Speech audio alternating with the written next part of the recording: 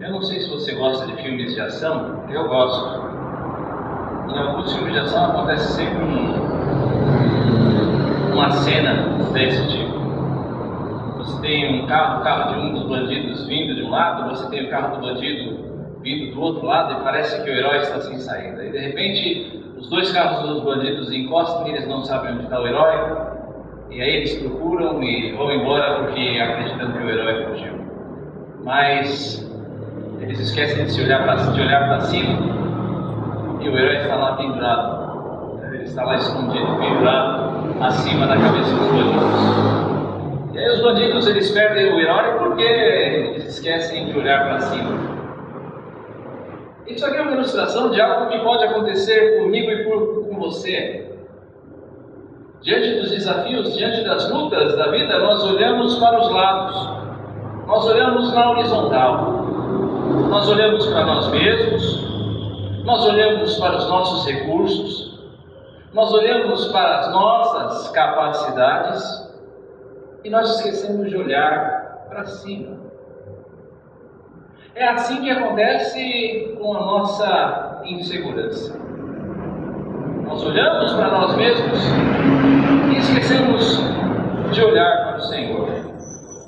E eu quero convidar você, nesta noite, a refletir sobre a sua insegurança à luz da palavra do Senhor. Essa é uma palavra para você que está aqui hoje, para você que nos assiste aí de casa, uma palavra para você que se sente inseguro, que muitas vezes não consegue tomar decisões importantes na sua vida. Abra, por favor, a sua Bíblia no livro de Provérbios, capítulo 16.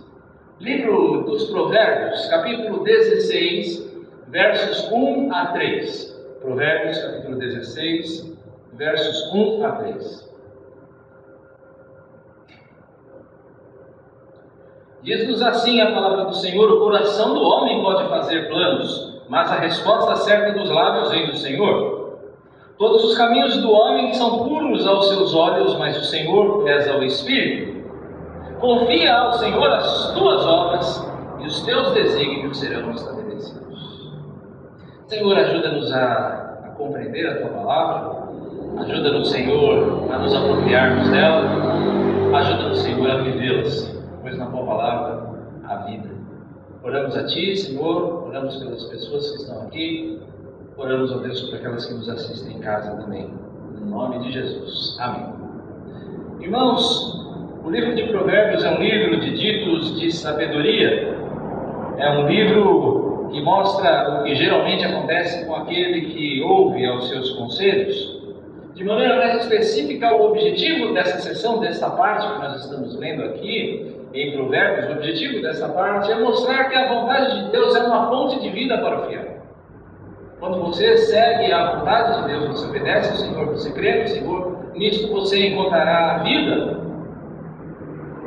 A insegurança, entretanto, é algo que pode drenar vida de nós. Há um lado positivo na insegurança. Como nas outras mensagens dessa série nós temos mostrado, há também na insegurança um certo lado positivo. Que lado positivo é esse na insegurança? A insegurança faz com que nós mantenhamos o nosso pensamento honesto. Nós questionemos se a medida que estamos tomando, se o caminho que estamos tomando, ele está correto ou não. É um lado positivo da insegurança. Um outro lado positivo e muito bom da insegurança é o nosso reconhecimento da nossa limitação. É o reconhecimento do fato de que eu e você somos limitados, nós podemos ir só até um certo ponto, e de que nós dependemos de Deus, nós dependemos do Senhor. Isto é algo bom que a insegurança, uma certa insegurança, traz. Por outro lado, a insegurança traz um lado negativo também. E antes de falar para você desse lado negativo, deixe-me contar alguma história da minha adolescência. Eu devia ter os meus 16, 17 anos, eu estava no segundo grau, no ensino médio, E eu tinha uma turma de amigos bastante chegados, nós estávamos sempre juntos, homens, meninos e meninas juntos ali, e a gente partilhava. E lógico, sempre que você junta meninos e meninas, adolescentes, vão sair aqueles namoricos aqui e ali. E havia nessa turma uma menina em que eu estava muito afim, eu gostava dessa menina, mas eu era tremendamente tímido. Muito tímido, muito inseguro para chegar na menina, conversar com ela e expor aquilo que eu estava sentindo, chamá-la para o cinema, chamar para tomar um sorvete. Muito bem, o tempo passou e eu tive esse relacionamento frustrado, esse amor platônico que ficou apenas na esfera platônica do negócio. Depois de um certo tempo, uns 2 ou 3 anos, eu encontrei uma amiga em comum dessa turma. E aí, vai aquela conversa, como é que está, como é que não está? E essa amiga falou, escuta, por que você nunca namorou com a fulana? Aí eu falei, bem, eu não sabia que ela gostava de mim. Ela falou, sim, ela gostava de você. Ela só estava esperando que você chegasse nela. Assim, a insegurança, o lado negativo da insegurança, por quê? Porque a insegurança também pode levar você à paralisia pelo medo de errar. Você fica com tanto medo de que aquilo que você está fazendo não é o caminho certo, que você fica paralisado. E aí você acaba perdendo na sua vida, assim como eu perdi na minha também, oportunidades preciosas que Deus te dá. Esse é o lado negativo da insegurança, e é sobre isso que eu quero tratar com você. Eu quero mostrar a você, com base neste texto de Provérbios que nós lemos, 3 passos para driblar a insegurança. Se você é uma pessoa insegura, preste muita atenção no que Deus quer falar com você. São 3 passos simples, baseados em provérbios, que podem ajudar você a superar a sua insegurança, a ser uma pessoa mais segura nas suas decisões e aproveitar as oportunidades que Deus dá a você. E o primeiro passo que nós vemos nesse texto para driblar a insegurança é o planejamento humilde. Planejamento humilde. Isso está aí no verso 1. O verso 1 mostra para nós uma perspectiva correta dos planos humanos. Ele mostra o nosso dever de planejar, reconhecendo o governo de Deus sobre tudo. Nós temos o dever de planejar, mas devemos planejar reconhecendo que o governo é de Deus. A Bíblia, meus irmãos, ela nos ordena planejamento cuidadoso. Deus, ele é um Deus excelente. Quando você observa a narrativa da criação, você percebe que Deus é um Deus que planeja tudo muito bem. Ele faz tudo com excelência, ele planeja as coisas nesse universo de maneira perfeita. O decreto de Deus é algo perfeito e ele exige de nós dedicação naquilo que nós fazemos. Se eu e você somos imagem e semelhança do Senhor, de um Deus que faz tudo com excelência, então nós também devemos nos esforçar para ser excelentes naquilo que nós fazemos. Isso envolve planejamento, isso demanda planejamento. Quando você abre a sua Bíblia lá no Evangelho de Lucas, capítulo 14, versos 28 a 32, você vai ver uma lição de planejamento de Jesus. Ele está dizendo quem é o homem que quer construir uma torre e não faz os cálculos se ele vai poder chegar ao fim da construção. Ou quem é o rei que, pretendendo tomar uma cidade, não julga o seu exército para ver se ele tem tamanho suficiente. Jesus está falando aí de planejamento. Algumas pessoas erram nesse sentido, pensando que nós não devemos planejar, que isso é ofender ao governo de Deus. Mas Deus determina que eu e você sejamos prudentes, nós planejemos, nós façamos planos bem cuidadosos. Planejar é algo que agrada a Deus. Planejar é algo que agrada a Deus. O que não agrada a Deus é o planejamento arrogante. Aquele planejamento que julga ter todas as respostas. Tiago, capítulo 4, uma passagem clássica a respeito disso. Tiago 4, se você quiser, você pode abrir a partir do verso 13, diz assim: atendei agora, vós que dizeis, hoje ou amanhã iremos para a cidade tal, e lá passaremos um ano e negociaremos e teremos lucros. Vós não sabeis o que sucederá amanhã. Que é a vossa vida? Sois apenas como neblina que aparece por instante e logo se dissipa. Em vez disso, devias dizer, se o Senhor quiser, não só viveremos, como também faremos isto ou aquilo. Agora, entretanto, vos jactais das vossas arrogantes pretensões. Toda jactância ou todo orgulho semelhante a essa é maligna. Portanto, aquele que sabe que deve fazer o bem e não faz, nisso está pecando. O que Tiago está mostrando aqui é que você deve fazer planos sim, mas submeta os seus planos ao Senhor. Não pense que tudo depende de você. O texto de Provérbios, no capítulo 1, aqui do verso 16, diz que planejamento, ele mostra que planejamento é bom, mas a explicação, ou seja, a resposta certa dos lábios, aquilo que sai do coração, que vem para a boca, para fora, isso depende do Senhor. Você pode planejar muito bem, mas a execução, em última instância, vai depender da vontade de Deus. Nós servimos a um Deus que age soberanamente, que age segundo os seus propósitos. Atos capítulo 16, versos 6 a 8, mostra uma história interessante do apóstolo Paulo, quando ele pretende entrar na asa para testemunhar, mas o Espírito do Senhor não permite. Paulo tinha um plano, e eu acredito um plano bem pensado na sua cabeça. Mas Deus diz a ele, não, você vai para o outro lado, você vai entrar na Europa. O plano de Deus e a vontade, o propósito de Paulo, o plano de Paulo e o propósito de Deus. E qual é o resultado disso? Qual é o resultado, a somatória disso? O Evangelho entra na Europa e, de uma certa forma, por causa desta alteração no plano de Paulo, o Evangelho chega a mim e a você. Faça planos, mas faça um planejamento humilde, sabendo que nem tudo depende de você. Coloque os seus planos diante do Senhor, para que o Senhor julgue aquilo que é melhor, sabendo que, como lembra Romanos 8, 28, todas as coisas cooperam para o bem daqueles que amam a Deus. Tudo coopera para o bem daquele que ama a Deus, mesmo o não nos nossos planos. A história da igreja, a história da reforma mostra que João Calvino, em certo tempo de sua vida, fugindo das perseguições religiosas na França, ele decide ir para a cidade de Estrasburgo para estudar com um teólogo que ele admirava, chamado Martin Butzer. E no meio do caminho, ele pernoita em Genebra. E em Genebra ele encontra o pastor da cidade chamado Guilherme Farel. E Farel convence Calvino com um apelo até bastante forte, uma maldição na verdade. Ele convence Calvino a ficar ali. Se Calvino tivesse cumprido o seu plano original, ele teria sido talvez só um discípulo de Butzer. Mas como Calvino fica em Genebra, ele se torna um dos maiores, se não o maior de todos os reformadores. Amados, a insegurança pode ser arrogância disfarçada. A arrogância de acharmos que tudo depende de você, que são somente os seus planos que garantirão o seu sucesso. A insegurança pode ser essa arrogância disfarçada, achando que você tem tudo o que você precisa.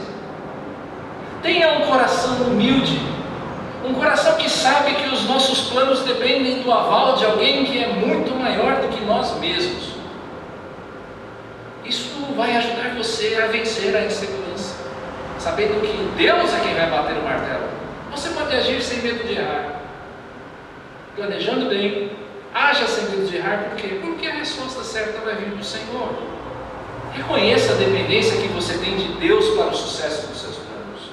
Reconheça essa dependência. Esse é o primeiro passo para você driblar a insegurança. O segundo passo para você driblar a insegurança é a avaliação da sua motivação. Veja o verso 2, aí, 16, Provérbios 16, 2. Ele diz que o Senhor pesa o espírito. Todos os caminhos do homem são puros aos seus olhos, mas o Senhor pesa o espírito. Esta ilustração da pesagem do espírito, da pesagem do coração, vem de uma crença egípcia, na verdade, de que depois da morte, o coração ele é pesado, ele é colocado numa balança e ele é pesado, tendo no outro prato a verdade. E então você é julgado conforme a sua vida esteja mais ou menos alinhada com a verdade. O texto então nos dá uma das garantias para o sucesso das nossas escolhas. para que você seja bem-sucedido nas suas decisões. Considere a motivação daquilo que você pretende. Considere as suas motivações do coração. Salmo 37, versos 1 e 2 diz assim: não te indignes por causa dos malfeitores, nem tenhas inveja dos que praticam a iniquidade, pois eles dentro em breve definharão como a relva e murcharão como a erva verde.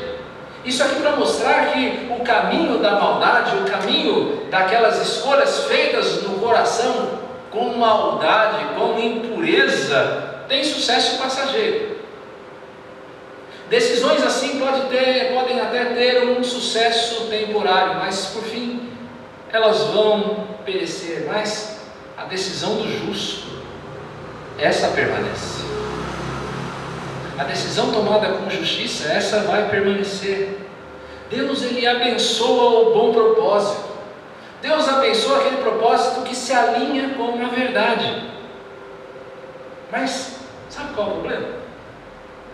O problema é a nossa dificuldade de fazer um julgamento isento. Por isso, o autor aqui desse provérbio, ele vai dizer que todos os caminhos aos nossos olhos parecem puros. Ou seja, tudo aquilo que você faz aos seus próprios olhos parece ser algo bom. É por isso que você precisa do Senhor aqui também. É por isso que você precisa de Deus. Jeremias capítulo 17, versos 9 e 10 diz que o coração do homem é enganoso, o coração do homem é desesperadamente corrupto, e o Senhor é quem esquadrinha o coração e prova os pensamentos, para dar a cada um segundo o proceder, segundo o fruto das suas ações. Você precisa do Senhor porque o seu coração é corrupto. Você precisa ter os teus caminhos sondados pelo Senhor. Eu e você somos incapazes de identificar os nossos próprios erros. Salmo 19, versos 12 e 13 diz: quem há que possa discernir as próprias faltas? Quem é que pode identificar os seus próprios pecados? Quem é que consegue examinar o seu coração e dizer: todos os meus caminhos são retos? Absolve-me das que são ocultas, também da soberba guarda o teu servo, que ela não me domine. Então serei irrepreensível e ficarei livre de grande transgressão. É só o Senhor sondando o seu coração, sondando as suas motivações, para dizer se as motivações das suas decisões são motivações corretas, são motivações puras, motivações que vão ser abençoadas pelo Senhor. Nós aprendemos em 1 Samuel capítulo 16, verso 7, texto muito conhecido da palavra do Senhor, que o homem vê a forma, o homem vê o exterior, aquilo que parece ser bom, mas o Senhor vê o coração. As suas decisões podem parecer puras aos seus olhos, mas quem vai dizer se elas são realmente puras ou não é o Senhor. O Senhor sonda qual seja a motivação das nossas atitudes e as abençoa ou não, conforme a motivação do seu coração. Por isso, desenvolva uma desconfiança saudável dos seus propósitos. Tenha uma certa desconfiança, sim, dos seus propósitos. Seja sondado pelo Espírito de Deus operando na palavra. Ao tomar uma decisão, coloque-se em oração e diga: Senhor, eu estou caminhando por esse lado, mas sonda o meu coração para entender se essa decisão é a decisão correta. Se eu estou tomando essa decisão de coração puro. Se não há nada por detrás dessa decisão, além de buscar a tua glória. Este é o segundo passo para a certeza do sucesso. Uma avaliação da sua motivação. O segundo passo para o sucesso. O segundo passo para você se livrar, para você driblar a sua insegurança. Mas eu disse que seriam 3 passos, eu lhe dou agora o terceiro passo para driblar a sua insegurança.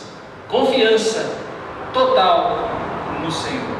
Confiança total no Senhor. Confia ao Senhor as tuas obras e os teus desígnios serão estabelecidos.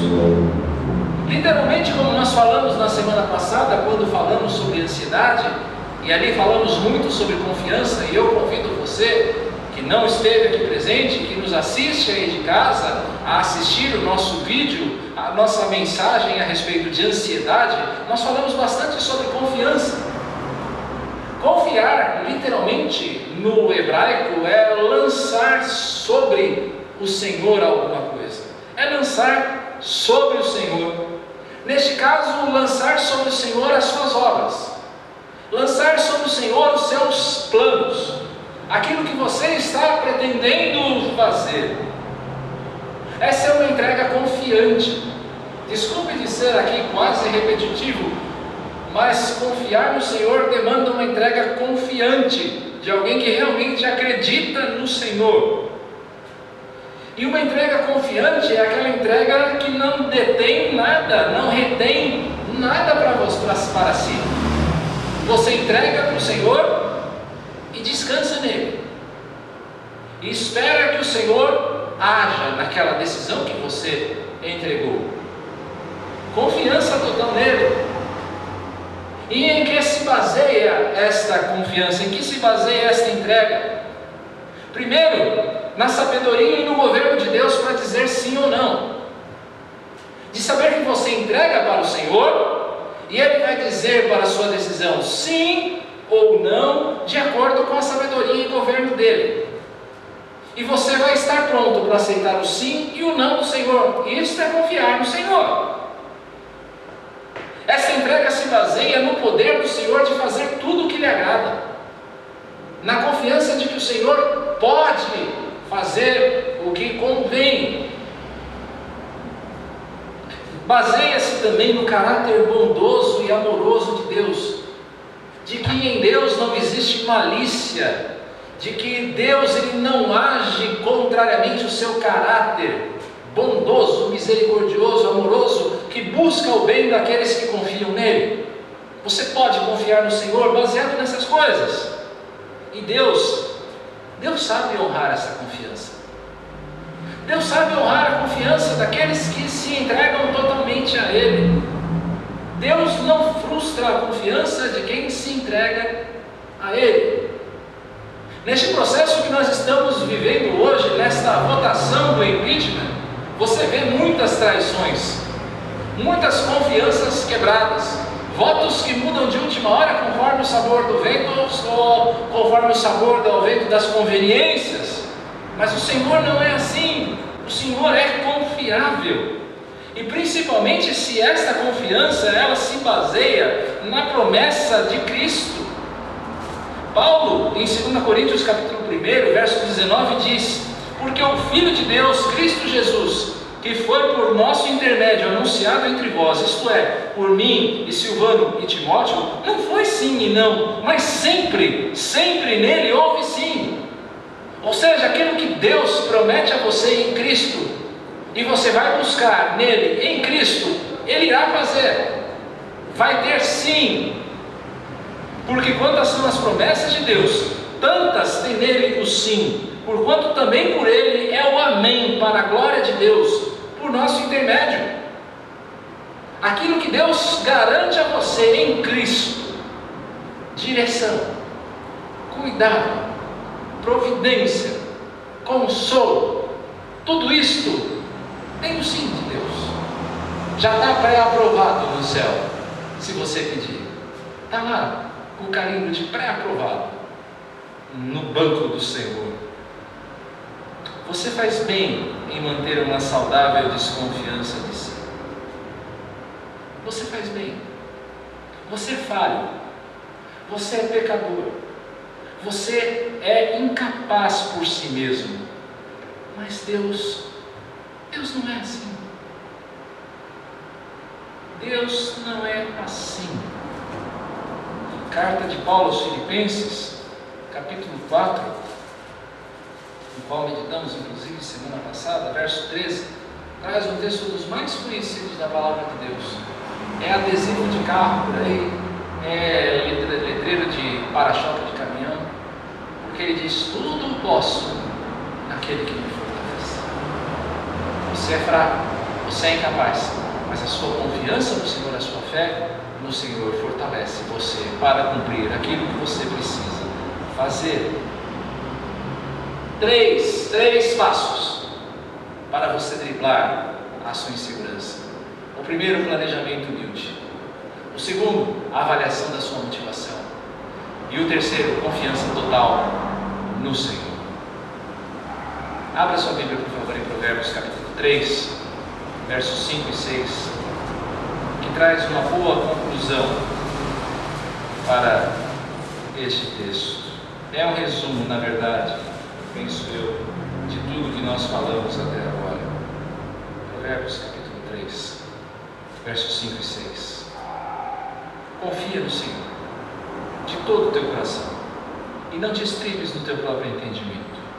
Reconhece-o em todos os teus caminhos e Ele endireitará as tuas veredas. Confia no Senhor, entrega a Ele o problema a ser resolvido, entrega a Ele o teu dilema, aquilo que está fazendo você ficar inseguro. Confie nele, entregue a Ele em total segurança.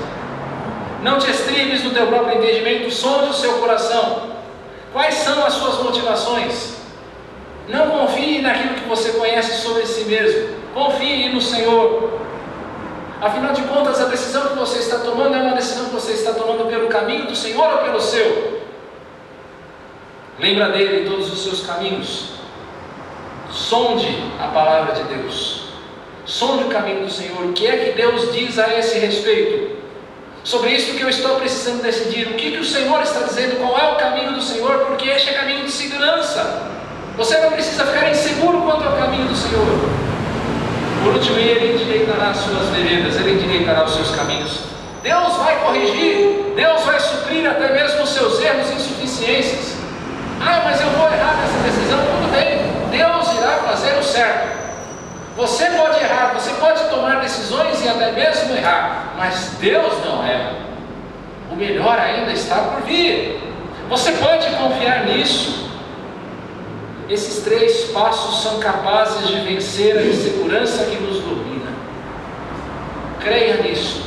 O planejamento humilde, a avaliação de motivações e a entrega total, a confiança total no Senhor podem driblar a segurança que domina a sua vida. Por isso, debaixo de oração, irmão, preste atenção. Debaixo de oração, seja dedicado em planejar. Seja dedicado no planejamento. Avalie os recursos que você tem. Avalie o curso de ação, as ações que você vai tomar. Pense, planeje, calcule essas coisas. O Senhor dotou você de sabedoria e de inteligência. Deus deu sabedoria e inteligência para você. Use bem essas coisas. Use bem esses instrumentos que Deus te dá. Planeje. Segundo, examine as suas motivações. Examine se no seu coração o que você busca mais do que tudo é a glória de Deus por meio do passo que você pretende dar. Pode ter certeza, muitas das nossas decisões caem por terra quando você faz essa simples pergunta. É para a glória de Deus realmente? Mas seja sincero. É uma pergunta que você deve fazer com sinceridade no seu coração.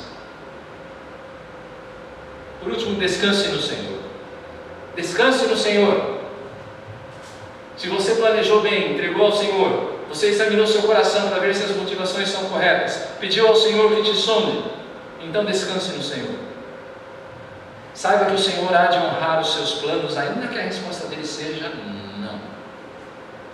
Deus pode responder não para você, mas ainda assim, a vontade dele, que é a melhor, vai se cumprir. A minha oração por você que está aqui hoje, e por você que nos assiste aí na sua casa no YouTube, é que Deus fortaleça os seus passos para a glória dele.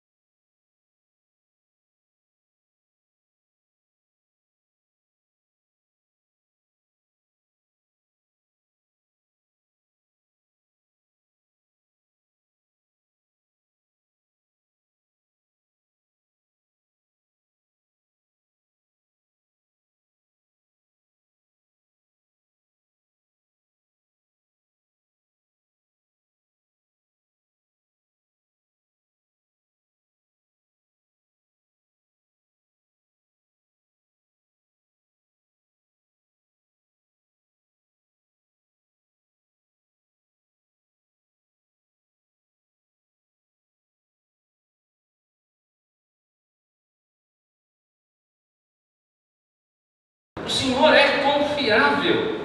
E principalmente se esta confiança ela se baseia na promessa de Cristo.